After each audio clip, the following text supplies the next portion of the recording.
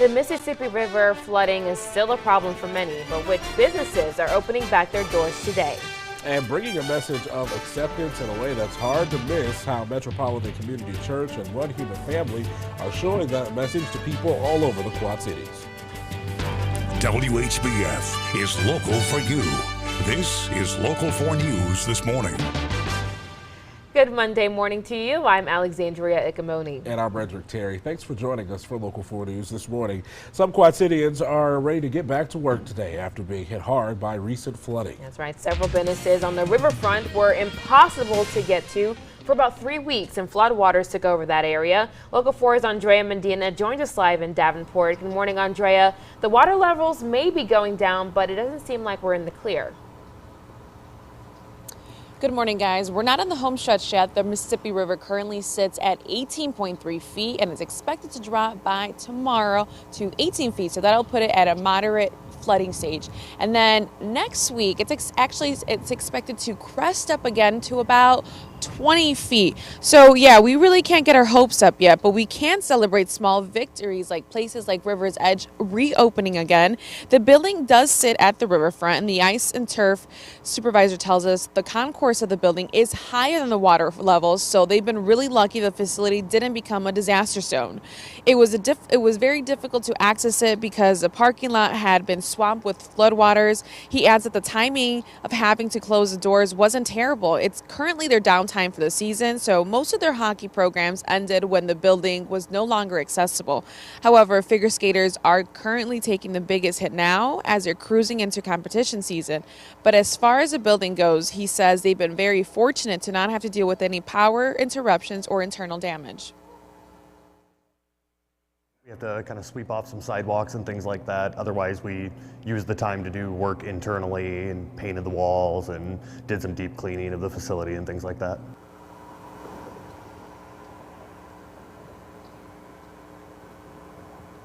Staff displaced were able to find other hours in the Parks and Recs department. Those that did have to go into the building while the floodwaters cover the area, they use hip waders and tall boots. Their first ice event, will be at 1 o'clock today. It'll be a freestyle ice for figure skaters. Again, it is likely we'll be dealing with flooding well into May and even further into that. Anchor Alexandria, back to you guys. Andrea, thanks for that update. One person was sent to the hospital after a car slammed into a building in Davenport. That happened on Saturday morning. Fire and ambulance crews were on the scene just before 11 at the post office on North Marquette Street. Our Local 4 News crew saw at least one person being loaded into an ambulance. We don't know a cause yet. A house in Kelowna is expected to be a total loss after a fire yesterday afternoon. Local 4 was on the scene and multiple fire departments responded to a house near Ponderosa. The Kelowna fire chief tells Local 4 News the family wasn't home, but 2 cats were inside. One has been found alive and the other is still missing. And the death toll has been going up in Sri Lanka. Police now say 290 people were killed in 9 suicide bombings yesterday. It targeted Catholic churches and luxury hotels. Yeah, the U.S. State Department says several Americans are among the dead. Tom Hansen has more in this morning's national headlines. Police raided homes and arrested multiple suspects in the hours after the Easter Sunday bombings killed hundreds in Sri Lanka.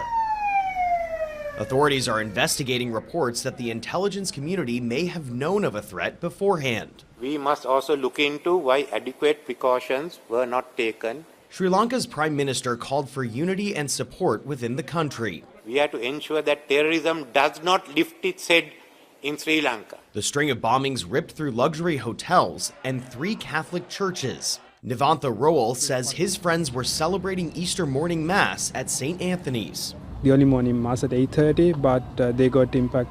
They all got caught, and there were 3 people, mother, father, and child. They all died. Another explosion destroyed the roof of St. Sebastian's. The violence reminds many of the long and bloody civil war that ended a decade ago. It's been 10 years of peace, and we got used to that. So that's why it's really surprising and shocking. The country blocked social media to stop the spread of misinformation. I can think about what to do next. That's made it difficult for some Americans to get in touch with loved ones. They have blocked something because of the security reason. But as far as I know, many of them are victims. Sri Lankan officials believe the attack was committed by religious extremists. Tom Hansen, CBS News. Well, no one has claimed responsibility for the attack. The U.S. State Department sent out a travel advisory saying terrorist groups continue plotting possible attacks in Sri Lanka. And switching gears, local organizations in the Quad Cities are sharing love and kindness in a way Quad Cityans can't miss. Well, the Metropolitan Community Church and One Human Family have put up these billboards, each with a different memo trying to offer a message of unity and acceptance. Local 4's Yukari Nakayama reports what the organization aims to do. If you've been driving through the streets of the Quad Cities, chances are you've driven past one of these billboards. They're meant to be positive. But they've got a bigger purpose than just putting a smile on your face. The people of the Quad Cities set the culture of the Quad Cities. Which is why these billboards, some that address LGBTQ rights and others that address acceptance of religion, have been put in place to make others think and practice acceptance. We see this, rising Islamophobia. Okay, we see rising hatred of the LGBTQ community. With the shooting at the synagogue in Pittsburgh last year and the New Zealand mosque shooting that happened this year, Rabbi Karp says love and unity needed to be spread. We just want to make sure that when it comes to the Quad Cities, hate has no home here. The organization One Human Family and the Metropolitan Community Church have teamed up to bring 13 of these billboards surrounding the Quad Cities on both sides of the river. Billboards is an old-fashioned way of advertising, but it's obviously working. The rabbi says they've only been getting positive reactions, and their only goal, he says, is that people practice what's on the billboards. Every resident in the Quad City has to be an actor who promotes inclusivity and welcome and diversity. In Davenport, Yukari Nakayama, Local 4 News. The NFL draft is only days away and Rock Island is getting ready to shine. Rock Island Township held their annual spring cleaning effort on Saturday. Volunteers met at the town hall where people picked up bags, gloves, grabbers, and some refreshments before heading out for the cleanup. And it comes at a great time. Rock Island's NFL draft event is coming up later this weekend. We thought it'd be a good opportunity to get out, pick up the post-winter litter, and make things look a little better when we know we're going to have a crowd of people at Augustana College next week. Harmon also says he's looking forward to the draft. It actually kicks off this Thursday at 7 o'clock. I think we're all looking forward to this for sure. Yes. It's a great time to be in the Quad Cities. Oh yeah, and Rock Island's rich football history that some people may not know about. Still, you're definitely going to learn about it this week. Football.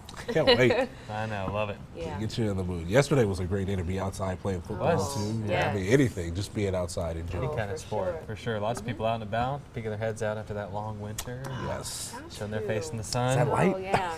No, that was the first time I actually spent time outside. Yeah. Versus just running to Exactly. somewhere and coming back. I was out there. First grill day of the year yesterday. And it was great. Yeah, it was a lot of fun, for sure. Brought some this morning. All right. Mid-60s here today. We're going to be looking at temperatures taking it all the way back up, all the way into the upper 70s again today. So more time to spend outside today. We do have scattered showers on the way by this afternoon, so just enjoy the day while you can. Maybe walk and get your lunch today. Definitely. Or walk to the fridge and get some leftovers. There you go. That's today. Share, please. Yeah, I heard you were Did a grill great master job. yesterday. Yeah, hey, well, some buddies helped out. It wasn't just me, but we had fun out there. Oh, come on, take the credit. Hey, man. They were Pour a nice little and Budweiser big and juicy, and the melted cheese on top. Oof. Ooh, All of it. I was living. Thanks. Coming up, were the Iowa Hawkeyes able to complete a series sweep over Nebraska? Yeah, Vasco has that. More next in sports. Time now, 6:40. You're watching Local 4 News this morning. WHBF is local for you with Redrick Terry, Alexandria Ikomoni, and meteorologist Ash Simpson. This is Local 4 News this morning in high definition.